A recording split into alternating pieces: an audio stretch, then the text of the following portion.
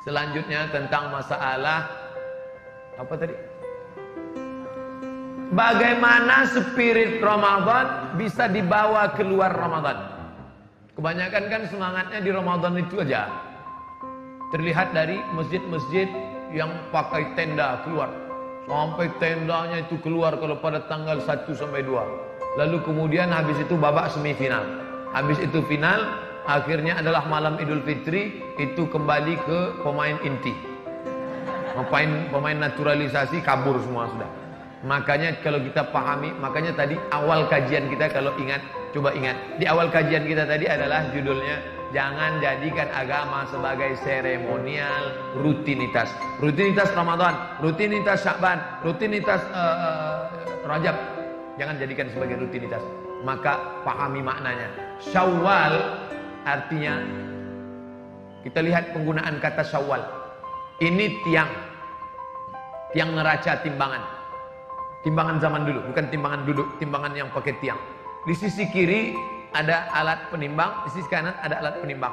Ketika diletakkan barang yang ditimbang, lalu salah satunya naik ke atas, yang satu turun ke bawah. Yang naik itu bahasa Arabnya Syawal. Naik ke atas artinya Syawal. Ekor ayam turun ke bawah, ekor sapi turun ke bawah, ekor kucing turun ke bawah. Tapi ada binatang yang ekornya naik ke atas, itu disebut dengan Syawal. Apa itu? Ekor kalajengking. Naik ke atas. Kemudian ketika onta, musim panas, moncong onta dikerubungi lalat, maka onta menaikkan ekornya ke atas untuk mengusir lalat, maka itu disebut dengan Syawal.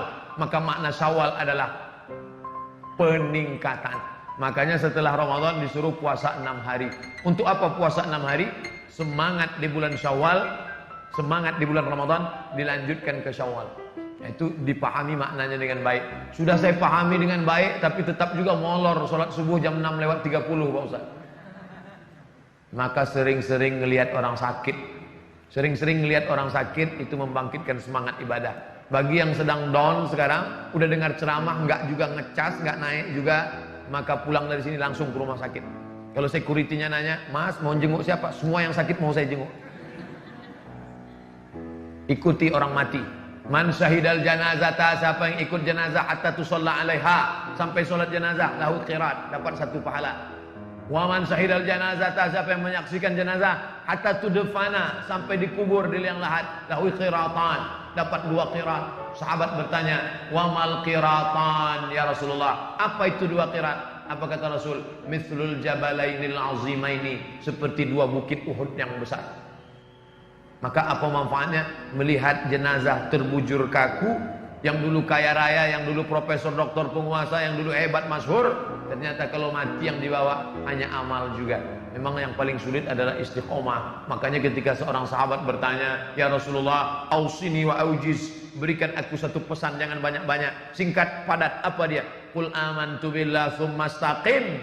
Istiqomahlah. Makanya orang yang istiqomah itu balasannya luar biasa. Ketika sebelum malaikat maut mencabut nyawanya, maka malaikat sudah turun berbisik ke telinganya, alladzina qalu rabbuna Allah, orang yang mengatakan Tuhanku Allah, tsumma istaqamu, kemudian istiqamah, tatanazzalu alaihimul malaikah, turun malaikat berbisik ke telinganya, alla takhafu, jangan kau takut, wala tahzanu, jangan kau sedih, wa abshiru bil jannati allati kuntum tu'adun, berbahagialah engkau mendapatkan surga yang dijanjikan oleh Tuhanmu, dan yang dapat itu hanya istiqamah.